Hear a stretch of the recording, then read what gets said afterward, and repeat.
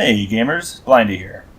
For me, it's December 2023, and I recently played Tomb Raider, the 2013 remake by Crystal Dynamics. Stick around and I'll let you know my thoughts and overall impression of this game.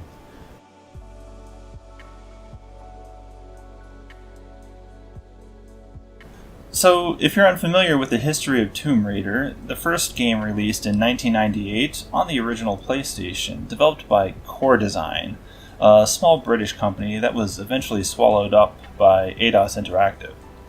Crystal Dynamics, another Eidos company, was given the reins to the franchise after the first 6 games, including this remake trilogy. This game made its debut on March 3rd, 2013, for the PlayStation 3, Xbox 360, and PC. But now if you're looking for it, you can get your hands on it for the PlayStation 4, Xbox One, and a whole bunch of minor operating systems. So I've never played a Tomb Raider game before, including this one. So I played it on the normal difficulty because, I'm a bit of a wuss, and I found it to be mostly easy. I played the Steam version on my Steam Deck, and this one's quite an affordable game if you're looking to pick it up. According to SteamDB, the base price in Canadian dollars is around $20, and with frequent 80% off sales, you're looking at about $4 or so for it. And with that discount, you can also get your hands on the game bundle, which includes all the DLC, for less than the cost of the base price, which is pretty solid value.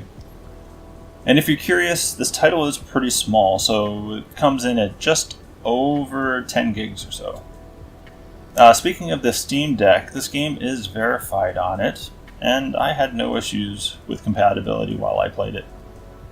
As far as the approval ratings go, it looks like the popular opinion of this game is in the mid to high 80s on all platforms on Metacritic, and Steam's all-time score is 96% approval, with over 139,000 reviews, so overall it looks to be quite well received. And if you're concerned, ESRB has this game rated as an M, which is quite appropriate, I would say. It's not a gory game, but it could get very bloody, and the language would be enough to make most mothers quite disappointed. How long to beat has this game? Taking about 11 and a half hours to beat the main mission, which is exactly what I experienced.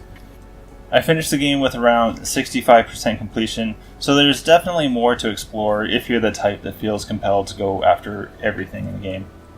Alright, let's talk a bit about the game itself. As a heads up, I will do my best to avoid spoilers, but I will not guarantee anything. I'll chat a little bit about the plot, some of the gameplay mechanics, and show some random gameplay as well, while doing my best to skirt around any major plot points. This is your warning. As you can see, Tomb Raider is a third-person, over-the-shoulder action-adventure game.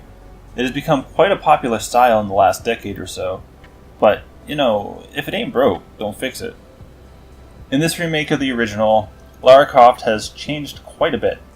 She looks like a real human being, and because of that, I really love her character in this game. She's still attractive, just a little less pointy. The plot kicks off with a cutscene. Lara and crew are looking for Yamatai, a mysterious island that seems to be strangely elusive. Lara has them aim for the Dragon's Triangle, and is successful in finding Yamatai, but in the process the boat gets destroyed in a storm, and the crew gets completely separated. Lara washes ashore, which is the point which you take control of her character, and you learn along with her how to become a badass survivalist. Now, I just want to throw this out there. Lara should be dead, quite a few times over in this game. I know I have to suspend my disbelief for games like these, but this game presents her like she's a regular human. Just, more awesome than us. But this game is more geared toward an interesting story and exciting gameplay over sticking to reality, which, is fair enough. I can't complain too much about that. When Lara survives getting impaled in the first few minutes of the game, just know that she can walk it off while you'd be dead. Then again, you ain't no Lara Croft. Early on, you learn some of her skills. One of the cooler ones is her survival instinct. Essentially, it's your help me button. Activating it allows you to see highlighted items in the environment that can be interacted with. In some of the more puzzle-heavy sections, this feature could be super helpful if you're not quite seeing the solution, which is nice to keep the gameplay moving along. And look for the white marks. They're on walls, beams, edges, pretty much wherever you need to go. I recently mentioned this in my last review of A Plague Tale: Innocence, which seems to be a common trope in games of this style. They really just show players places that can be climbed, grabbed, or otherwise interacted with. Now, if you're expecting to be the hardcore, badass, dual pistol wielding Lara that you've come to know from the late 90s, this game is quite a bit different. Your main weapon this time around is the bow and arrow, but you also gain access to a pistol, a shotgun, and a rifle. As the game progresses, they gain additional features to supplement their firepower with other abilities, such as the rifle gaining the ability to fire grenades. As you progress, you'll gain salvage as you pick up things, with which you can upgrade your weapons. Firepower, rate of fire, clip capacity, etc. can all be increased at campsites. Don't feel stressed if you're not maximizing the capabilities of the weapons, though. I honestly didn't feel a significant improvement with my weapons with any upgrade that I gave them. So one feature I really liked was the wait to heal. Your screen indicates when you receive damage, and you just have to wait it out to heal up again. Think of it a bit like Halo with your shields.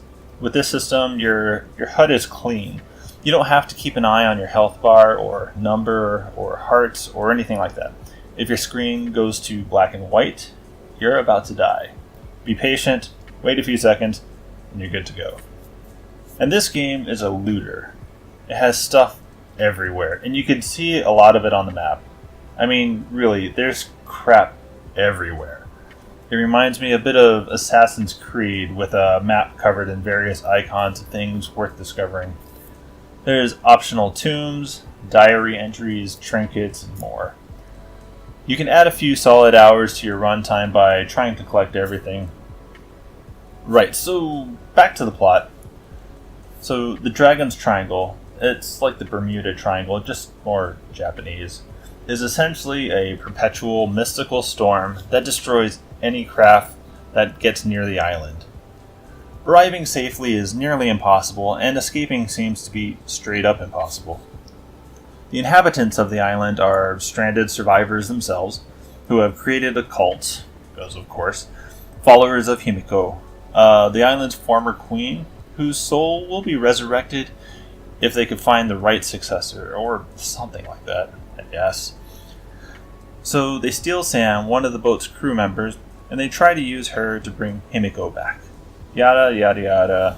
Turns out there's a connection between the Dragon's Triangle and Himiko, and Lara has had enough of this crap. And you know what? I'm down for it. I really like Lara in this game. She feels like a human rather than a character. She's motivated yet hesitant, but she constantly finds strength to keep pushing forward. She's likable, even through all the convoluted cutscenes and complicated plot points. Controlling her was mostly smooth. Actions felt mostly intuitive, and the way she positions herself was a nice touch. For example, when you approach enemies, she automatically goes into a crouching position. When you're going through small spaces, she squeezes through, or crawls, or climbs over obstacles without needing outside input from me. I appreciate when the storytelling doesn't need me to memorize unnecessary buttons. But was the game perfect? Nah, that's a bit short. It felt like there was a bit more that could have been done to keep the experience going a little bit longer. I'm not complaining because I really enjoyed what I played, but you can't blame me for wanting more of a good thing. The story was a bit confusing as well. If you're not in it for the plot, then you don't have much to worry about, but if you want to know what the heck is going on, it may take some brain power to get the details right. Some of the cutscenes can run a bit long as well, so there will be periods of time where you're just along for the ride. And somewhat related to the plot, the additional lore told through the scattered items that you're finding randomly feels so unimportant that I question how important they really are. I know they're side quests, but there's not a whole lot to glean from them. And for a real minor issue, Some areas could be a little confusing how to move forward. It may not take super long to figure out, but there may be a few times where you're staring at the layout of the area, unable to solve a relatively simple solution. The survivor instinct definitely helps in those tight situations, but sometimes your brain doesn't want the help and would rather be stuck. I wasn't seriously impressed by the visuals or the sound.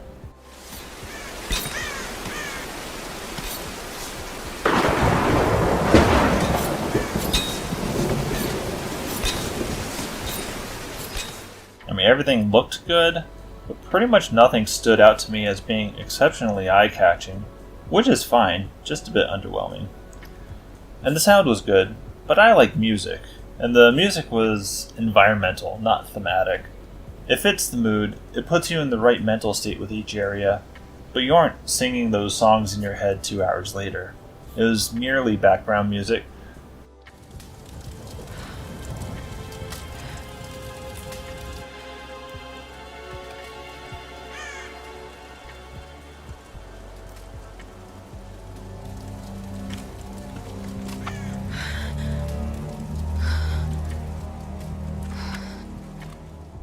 But I can't help feel it could have been an opportunity to have more memorable music there. One thing I really liked, though, was the camera. And from my experience, that's not a common thing to say regarding a 3D game.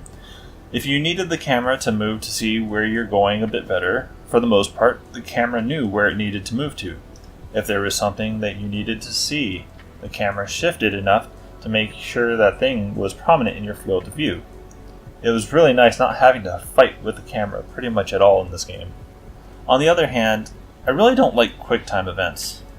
Perhaps I'm jaded after having recently played Bayonetta, but I do much better when I know the sequence of events I want to play out, using the buttons in the order I want to use them, rather than having my fate determined by my reaction time to button presses. I mean, really, is it just me, or does anyone else not actually have the button letters memorized? Especially if you play multiple consoles. Your X's and Y's might be mixed up, or maybe the arbitrary shapes of the PlayStation controllers haven't been etched in your mind quite yet. It sucks, and even though these QuickTime events were generally really forgiving, unlike Bayonetta, I could still do without them. So, with all that said, would I recommend it? I definitely would. This game was a lot of fun. The gameplay felt comfortable. The experience I had whenever I played left me quite satisfied and never felt like I wasted an hour of my time. The issues I had with the game were quite minor, so yeah, good times. Plus, it's something that you can come back to and replay multiple times to get more bang for your buck that way. And if you're able to grab this for 80% off, $4 is a great price for this. Heck, you could even make a pretty solid argument for the full price of $20. Keep in mind that this is only the first game in a trilogy, so you can continue your adventure if you're looking for more. Alright, let's score this. Tomb Raider will get a 9 out of 11. 82%. Extremely fun game with solid action and easy controls, and only a few minor gripes. And if you're able to grab it cheap, then this game is a bargain. Are you wanting just a little bit more? Well, here's a taste of the final boss fight. Well, I covered a lot, but I didn't cover it all. What are your thoughts? Did I miss anything? Am I completely wrong? Leave those comments. Before we head out to continue our lives and play more games, I'd like to thank some people. Well, I'd like to say thanks to my patrons, but I don't even have a Patreon page, so that ain't happening.